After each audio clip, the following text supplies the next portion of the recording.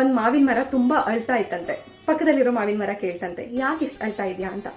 ಅದಕ್ಕೆ ಅಳ್ತಾ ಇರೋ ಮಾವಿನ ಮರ ಹೇಳ್ತಂತೆ, ನೋಡು ನನ್ಗೆ ಎಷ್ಟು ರುಚಿ ರುಚಿಯಾದ ಹಣ್ಣು ಕೊಡ್ತೀನಿ ಅವರಿಗೆ, ಆದ್ರೆ ಅವರು ಆ ಹಣ್ಣನ್ನು ಕೀಳೋ ರಭಸದಲ್ಲಿ ನನ್ನ ರೆಂಬೆಗಳು ಮುರಿದಾಕ್ಬಿಡ್ತಾರೆ, ಅಥವಾ ನನ್ನ ಎಳ್ದಾಡ್ಬಿಡ್ತಾರೆ, ನನ್ನ ರೆಂಬೆ ಕೊಂಬೆಗಳನ್ನೆಲ್ಲ ಬಾಗಿಸ್ಬಿಡ್ತಾರೆ, ಕಲ್ಲು ಹೊಡಿತಾರೆ, ಕೋಲು ದೊಣ್ಣೆ ತಗೊಂಡು ಹೊಡಿತಾರೆ ಹಣ್ಣು ಬೀಳಿಸ್ಬೇಕಂತ.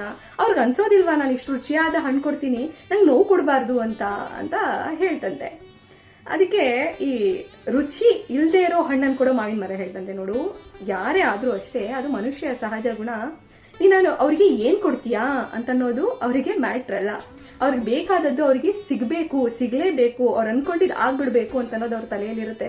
ಆ ರಭಸದಲ್ಲಿ ಅವ್ರು ನಮ್ಗೆ ಒಳ್ಳೇದೇ ಮಾಡ್ತಾ ಇದ್ರು, ಅವ್ರಿಗೆ ಆಗ್ತಾ ಇರುವಂತ ಹರ್ಟ್ ಬಗ್ಗೆ ಅವ್ರು ಯೋಚನೆ ಮಾಡೋದಿಲ್ಲ ಅಂತ. ಇದು ಮನುಷ್ಯ ಸಹಜ ಗುಣ. ನೀವು ನಿಮ್ ಫ್ರೆಂಡ್ ಯಾರೊಬ್ರು ಇರ್ತಾರೆ ಅಂತ ಇಟ್ಕೊಳ್ಳಿ, ಅವ್ರ ಹತ್ರ ಒಂದು ದುಡ್ಡಿದೆ ಅಂತ ಗೊತ್ತಾಗಿದ ತಕ್ಷಣ ಏನ್ ಮಾಡ್ತೀರಾ?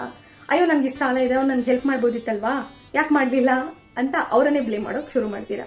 ಅಥವಾ ಅವ್ರು ಯಾವುದೋ ತರದಲ್ಲಿ ನಿಮಗೆ ಮಾನಸಿಕವಾಗಿ ಬೆಂಬಲ ಕೊಡ್ತಾ ಇದ್ದಾರೆ ಅಥವಾ ಮಾರಲ್ ಸಪೋರ್ಟ್ ಇದೆ ಅಂತಂದ್ರೆ ಅದನ್ನ ಹೆಚ್ಚಾಗಿ ಯೂಸ್ ಮಾಡ್ಕೊಳ್ಳೋಕೆ ಶುರು ಮಾಡ್ತೀರಾ. ಅದರಲ್ಲಿ ಅವ್ರು ಮತ್ತೆ ಅನಾಯ್ ಆದ್ರೆ, ಅವ್ರಿಗೆ ಡಿಸ್ಟರ್ಬ್ ಆದ್ರೆ ನಿಮ್ಮನ್ನ ಬಿಟ್ಟು ಹೋಗ್ತಾರೆ. So everything should have a limit. ಅದು ನೀವು ಎಷ್ಟೇ ಪ್ರೀತಿಸೋರಾದ್ರೂ ಅಥವಾ ನಿಮಗೆ ಎಷ್ಟೇ ಪ್ರೀತಿ ಕೊಡೋರಾದ್ರೂ.